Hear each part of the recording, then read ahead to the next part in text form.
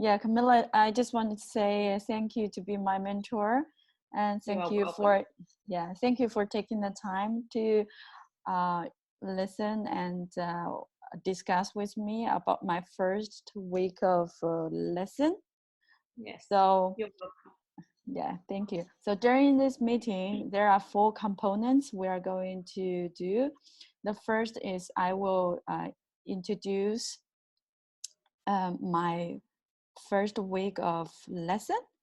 And the second is I'm going to, we are going to review the Teach Now clinical rubrics. Okay. And the third is I'm going to mention about my Chinese lessons, learning objectives, how the routine goes like. Um, and the last is some question and answering. And if you have some suggestion, please um, please do tell me and um, give me some feedback. Okay. Okay, so the first step, we're going to talk about my first week's lesson plan. So for the next week, I'm going to teach the kids what time is it. The topic is what time is it. So the kids are supposed to learn some words about time period, like how to speak uh, early morning, noon, afternoon, evening, and night in Chinese. Okay. And yeah, and also they need to learn some frequently used daily living words. For example, how to say get up, have some meal, have how to say go to school, home, and go to sleep. And the third is they need to write some Chinese characters, like how to write o'clock, how to write a noon. And the last, they need to apply to use those words and the phrases we have learned to talk about the daily routine of themselves or other people. For example, I need to do something at what time. So that's the whole learning objectives of during this week. And second, so there are 10 stanzas. I'm going to talk about, I give some keywords for you. The first stanza is learning development. Okay.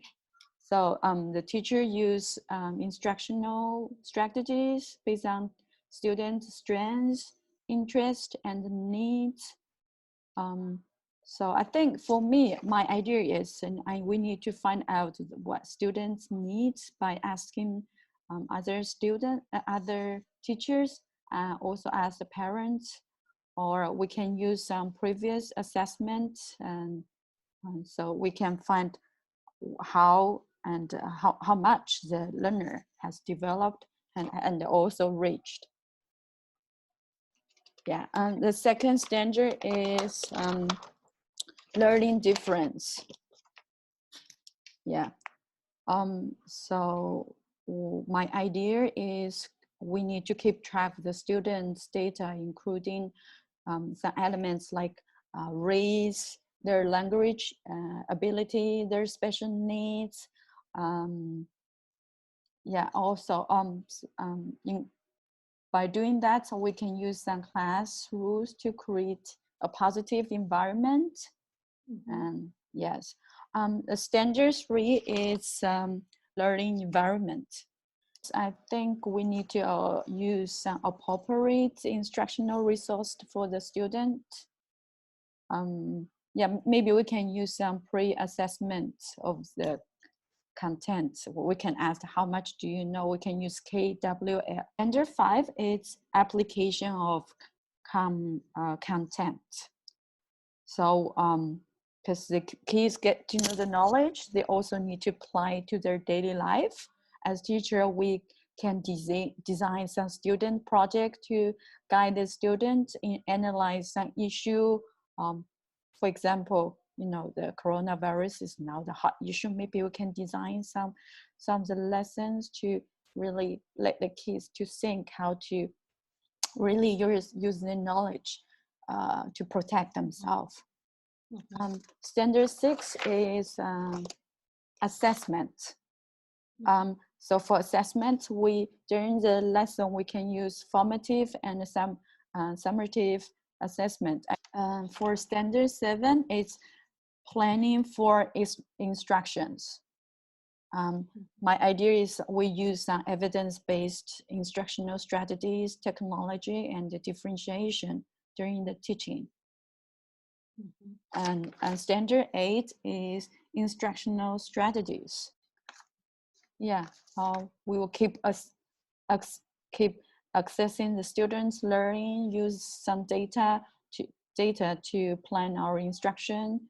We engage the students in their own progress and learning. We can also encourage them some higher order thinking skills. And the standard 9, it's professional learning. So for me, I think I'm really interested in this part because I'm now taking the Teach Now course. I think it's really a good platform for me to develop my professional skills. Right. Yes. Last one, standard 10 is leadership and collaboration. Next is I'm going to introduce how do I teach them. Okay. So when the kids come in, or whoever who entered the classroom earlier, they entered in a very quiet and calm way, and they will carry their Chinese folder and put it in a desert a place I already told them. Maybe sometimes it's in front of my table. Sometimes there's a basket. They know where to put. Then they will pick a booklet from another basket. And they will read out each word and the sentence they learned before. After being settled down, be ready, we will start the lesson with the lesson song. They know now they need to be put away their reading materials, and they will put back and sit on their seat and waiting for the teacher to move up to the next lesson. Yeah, and during the lesson, the first I will show on the display on the whiteboard to tell the kids what's today's learning objective. So, for example, today we are learning some words about the time. So I will write a sentence in Chinese. Then I will present the lesson by using the slides, the PPT. And during the lesson, I will have some, I will show the words and will teach them the words. We will use several teaching strategies like TPR strategies. We use the game. I think it's great that you, I liked that you have a structure in place that it gives the children routines. I like how you have that at the beginning. I also like the interaction that you talked about, having an activity that's not just you teaching, but that's really getting the children involved as well. I think that's a great idea. I think you have in your mind a good plan to ensure they're learning the things that you want to teach, or they're achieving the learning objective, and you have a way to show how they will achieve that as well, in a way that's quite well structured and smooth, and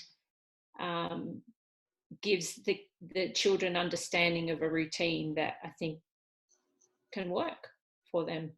I think when we see them in the classroom and learning, then we're able to see how effective it is, in terms of how much interaction they give you as well. Yeah, that's great. Okay, thank you.